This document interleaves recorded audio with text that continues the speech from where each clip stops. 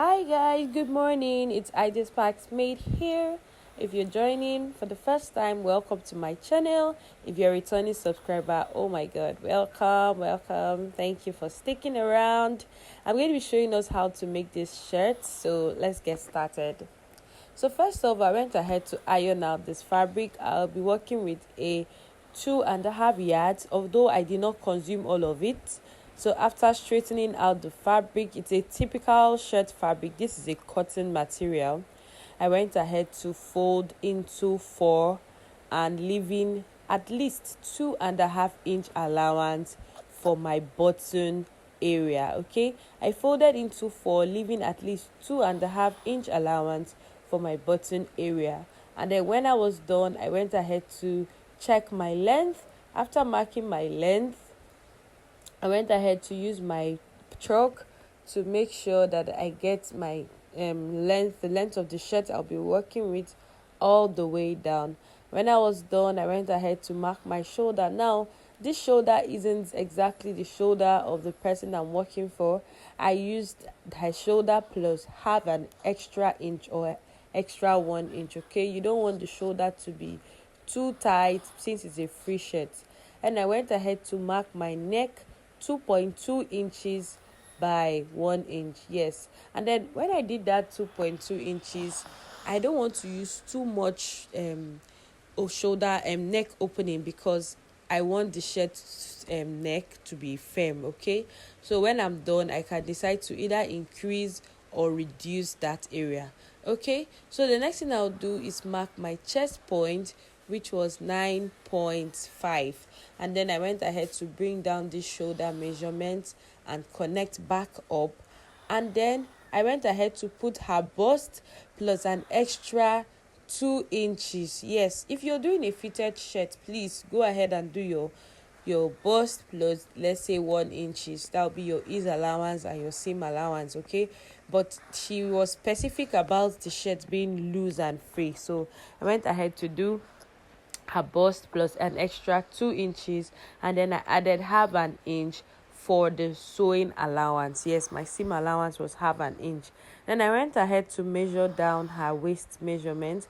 After getting the waistline, I went ahead to do the same thing. I put in her waist plus 2 inches. Yes, her waist measurement plus 2 inches with my extra half-inch allowance. Then the next measurement I went ahead to impute is her hip measurement. Now note that the length of this shirt is a bit long. She doesn't want a short shirt, so yes, I'll be working with her hip length, her hip measurement divided by 4, and then adding the same half an inch allowance. Okay, now I actually lost the clip of where I was cutting, so on the edge of this shirt I came up by 2 inches. Then on my neck I came down by 2 inches, so a total of 3 inches for the front part of my neck depth, and then 1 inches at the back. Remember that the neck width is 2.2 inches. Okay, then my button stand is 2.5 inches, so I'll go ahead and notch everything all out. So now the next thing I'm going to do is mark my sleeves. So for my sleeves, I'll go ahead and measure her armhole line. I'll measure what I have there as a guide to marking my sleeves. Now this is just a freehand sleeves. I have a detailed video on how to make your sleeves pattern. Okay, this is just a freehand sleeve, so I went ahead to just get a curve. Now her sleeve length is 24. I'm going to be using 21 inches. Yes, I'm going to be using 21 inches length, and then marking her round sleeves, and then connecting back to the sleeve. So now when I'm done with this, it depends on how loose or how fitted you want your shirt to be. So just like use what you are working with, what you want to use, okay, to determine how firm the lower part of these sleeves will be. So when I'm done, I'll just go ahead and notch my sleeves head and then open it up. Now already it is divided into two on this opening, right? I'll go ahead and divide it again into two, and then go up by 4 inches, because that is how wide I want my opening of my shirt to be for the placket of my shirt. Then I'll go ahead and open it up. Okay, And the next thing I'm going to do is cut my sleeves plackets. You know that band that is on the sleeves? Yes, that's what I want to cut. Now, it depends on how big or how small you want it to be. For me, I'm using a total of 6.5 inches. Yes, it is in a fold. So in a fold, I have either 3 inches or 3.2, or you can use 3.5, because by the time you are done sewing, you're going to be hemming in half inch on both sides. So you can use 3.5, you can use 5 inches, a total of 5 inches. You can use a total of 6 inches, depending on how wide you want that shirt curve area to be like. Okay, so for me, I'm okay with this because I don't want it to be too small, so I used a total of 7 inches, which will give me 3.5 inches on both sides. Okay, now the next thing I'm going to do is measure out the strips I'll use for my piping, because I'm going to be piping that opening that I created. So I'm going to be working with a total of 1.5 inches. Yes, at the end of the day, this strip I'm marking now is going to be enough for both for both sides of the opening that I created. Yes, I'll be splitting it into four. It's going to be split into 4 inches. Okay, so let's get started to the sewing part of this video. Now, the first thing I did was that I went ahead to iron out my button stand area. I took in half an inch and then folded to how wide I want my button stand to be. For me, this is okay, so I went ahead to stitch it all the way down. Yes, just like that. And then when I was done, I went ahead to join my shirts together. Now, sewing a shirt is actually easy. I think the only difficult part of this shirt process is when you're about to fix your curves and then your collar. That is all.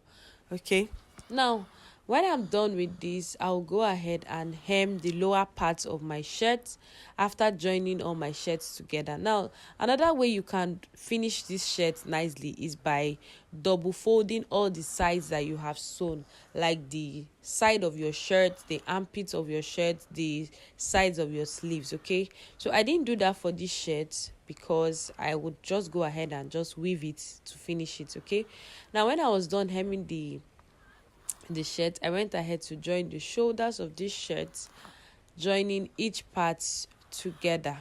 Then the next thing I did was fold in my shirt. Like I said, you can finish all of your shirts this way, but I did mine only on the shoulder area because I will go ahead and whip the other parts of this shirt. Okay, so well, I didn't really want to do so much on this shirt. If not, I think that's the best way to actually sew your shirts, by double folding every opening you have. Then the next thing I did was to measure my neck width. Okay, so I measured this neck width to be sure that my neck width wasn't too wide, and yes, I actually got exactly what I wanted. So you can use either 16 inches or 17 inches neck width, pending. You don't want your shirt neck to be too wide or too small. Now, I'm just showing you options for your facing, your interfacing or interlining. So you can use your collar stay, you can use your cloth gum, you can use your whatever you want to use actually would still work. Depends on how firm or how thick you want your collar to be. So when I was done, I went ahead to mark what I wanted for my collar. I already measured my neck, so I went ahead to mark. I used the length of 2 inches by the length of, I use a width of 2 inches by the length of the neck I have. And then for the bolder part of this collar, I'll be using 4 inches and then coming down by 2.5 inches and connecting all the way. Now, for everything I cut, I had to duplicate it. Okay, for everything I cut, I had to duplicate it. Now, when I'm done, I'll go ahead and start my stitching. Now, on this collar, the smaller part of my collar, the bishop part of it, I had folded in by half an inch. So that is me running the stitch down. And then on the bigger part of this collar, remember that we did 4 inches as the highest part, and then we came up by 2 inches on the midpoint. That is the part on fold. We came up by 2.5 inches or 2 inches. Anyone you can work with will be fine. Okay, so the next thing I did was to confirm my collar measurement, my neck measurement. So I had a total of 8.7. So if I'm getting a total of 8.7, I'll be using 9.7, which half inch will go in for my seam allowance. Then on the boulder collar, it has to be 1 inch smaller than the main collar. So on this boulder collar, I will be using 7.7 inch, which will be a total of 8.7 inch, because I will be sewing in half inch on both sides. Okay, I hope we are following. So when I'm done, the first thing I'll do is that I'll sew these bold collars, that's the bigger collar. I will go ahead and sew it all round, taking out my half inch out. I'll go ahead and sew it all around, then trim off the excesses and notch. Yes, I'll trim off the excesses and notch, and then when I iron it, this is what it should look like. Okay, then I'll go ahead and add it to my main collar. Now my main collar, I will be facing it, the interlining part to the interlining part, then the other fabric, the lining part of it, I'll use it to cover up. So I'll use the interlining to the interlining part, and then the lining part of the main collar, that is my bishop collar, is what I'll be using to cover up everything. Now this is what it will look like. Then I'll go ahead and still confirm my neck width measurement, because we don't want to have a neck too wide or too small. Okay, when I'm done confirming my neck width measurement, I'll go ahead and stitch it all around. Remember that we took out half inch on every side, so you can go ahead and just trim off a little bit and then still nudge. And when you are done, it's advisable to iron it out. So when I was done with my collar, I went ahead to press it. Now it is time to join it. Now this part is very tricky, so be careful not to join it in such a way that after joining it, the thick part of this collar will be facing inside. Okay, so make sure that you can go ahead and pin it first before sewing. Like, pin it to confirm if it is well placed, because if you turn it the wrong side, okay, what you will have is your lining part of your collar facing the front, when it's supposed to be the interlined part of your collar facing the front. I don't know if you're understanding what I'm saying. Okay, so when I was done, I went ahead to join one edge first and sewed it to the middle, and then join the other edge and sewed it complete before going ahead to press it all down like so. Now if you look at this, you see that the interlined parts are the parts in front. Yes, that is how it should be. Okay, now when I was done fixing my collar, the next thing I went ahead to do was to prepare my sleeves curves. Now I didn't even know my child was part of this video. So I went ahead to prepare my sleeves curves. Now for my sleeves curves, I will go ahead and measure what I have round my sleeves, but before then I will go ahead and just prepare the curves first. Now by preparing the curves, I had already measured the length I wanted to work with, and then I folded in half an inch and went ahead to stitch.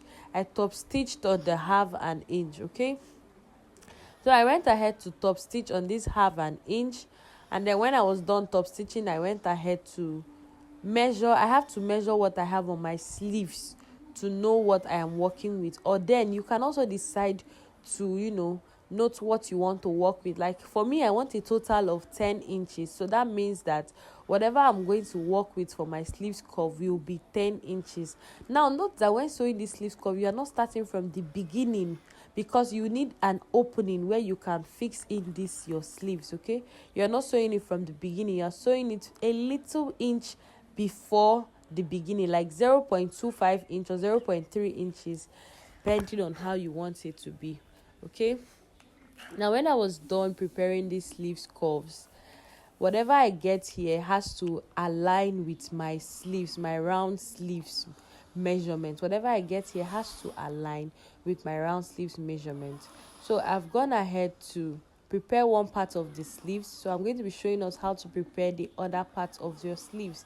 Now this sleeves actually is very tricky because you have to make sure, especially if you're working with a plain material, you have to make sure that you are doing the right side to the right side and the left side to the left side, okay, so that you don't end up sewing two sides of the sleeves the same. Now to prepare these sleeves, the opening, now first of all notch a little notch. This notch should be like 0.25, okay. You don't want to do too much notch because remember we did not cut out a very wide strip. So for the first part of this strip, I'll go ahead and stitch down. So I'll sew in this first part of this strip. When I sew in the first part of this strip, I'll go ahead and fold. Now I'm doing a double fold on this part. Yes, I'm doing a double fold. So I'll fold the first one and then go ahead and fold again, because we want one part of this strip to be smaller, as small as possible. So now after folding well, I'll go ahead and just stitch it all the way down. Yes, like so. And then when I'm done, I'll go to the other parts. Now remember that we had a small notch, so that's the extreme end will fall out nicely. So for this other side, please remember to iron out the edge, a little bend, a little folding. Just iron out the edge, a little folding. Now I'll go ahead with that little covering I've already ironed and pressed out. I'll go ahead and fold and pin down, making sure that my pinned down part aligns enough to cover that tiny strip that we did on the other side. Okay, now when I have successfully pressed it and I realize that they match, as in they meet each other accurately, I will use my pin to hold the part where I would sew on top. Now this is your sleeves placket, okay, it's called a sleeves placket. So I'll go ahead, when I've successfully pinned down everything, I'll go ahead and stitch it. Remember that the whole idea is for you to sew it and close up that opening and then sew it all the way down. Yes, that's the whole idea. So I'll go ahead and measure what I have here for my sewn part so that it can align with this other sleeve. So I'll trim off the excess and then go ahead and fold down. I wish I could zoom this part, but if you're watching this video, please kindly zoom in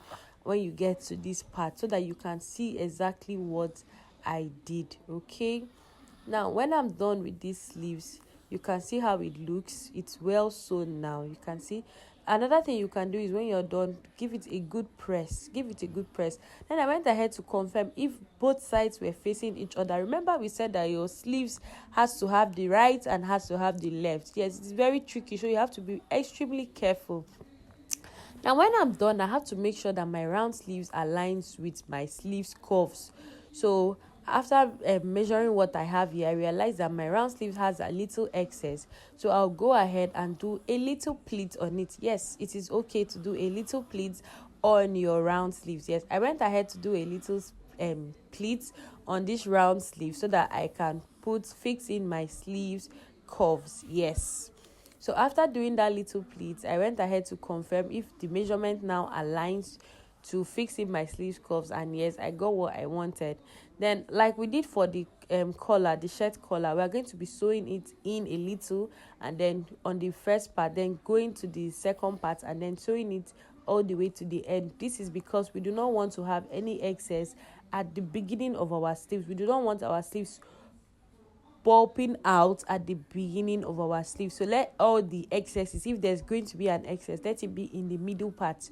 Okay, that is the essence of this. Okay, so now when we are done preparing our sleeves curves, we will go ahead and top stitch. After sewing all the way in, you go ahead and top stitch. Now I did not say what I use for this sleeves curves. I use my hairstay to hairstay every part of the sleeves curves. Now you can use your cloth gum or your collar stay. Yes, you can use your cloth gum, but if you're using your collar stay, you're going to stay only one side of these sleeves curves.